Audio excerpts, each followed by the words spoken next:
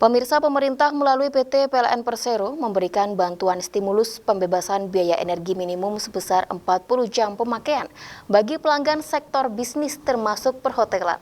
Program ini bertujuan mendongkrak geliat ekonomi di tengah pandemi COVID-19. Bertujuan mendongkrak geliat unit usaha, pemerintah melalui PT PLN Persero kini menggelontorkan stimulus keringanan biaya tagihan bagi pelanggan.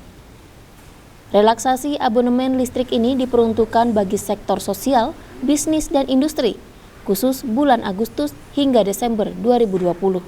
Stimulus berupa pembebasan biaya energi minimum sebesar 40 jam pemakaian. Mengingat sejak pandemi COVID-19, konsumsi listrik dari sektor bisnis dan perhotelan turun drastis. Adapun di Jember sendiri, total ada 41.509 pelanggan sektor sosial, bisnis dan industri yang mendapat program stimulus tersebut.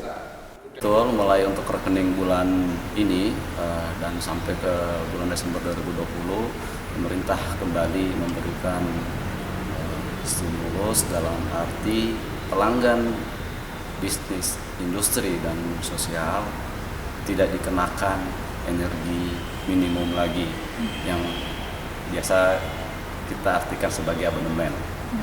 Jadi yang dihitung adalah pemakaian realnya, seperti itu. Berapa ini Pak untuk pengurangannya sendiri? Dalam arti pengurangannya itu, kalau kemarin kita menetapkan 40 jam nyala sebagai batas minimum pemakaian yang harus dibayarkan, sekarang adalah real. Jadi meskipun 20 jam nyala, berarti 20 jam nyalanya aja yang dibayar, 30 jam nyala, 30 jam nyalanya yang dibayar. Ya, untuk pemberian keringanan ini stimulusnya sampai kapan dan? Ini berlaku dari Agustus sampai Desember 2020 untuk sektor bisnis dan industri untuk peniadaan energi minimum.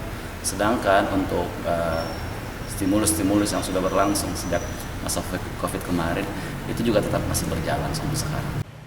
Selain untuk meringankan beban para pemilik usaha dengan daya 1.300 volt ampere ke atas, relaksasi ini juga merupakan program pemerintah dalam rangka pemulihan ekonomi nasional di tengah bencana pandemi COVID-19. Tim Liputan News FTV Jember melaporkan.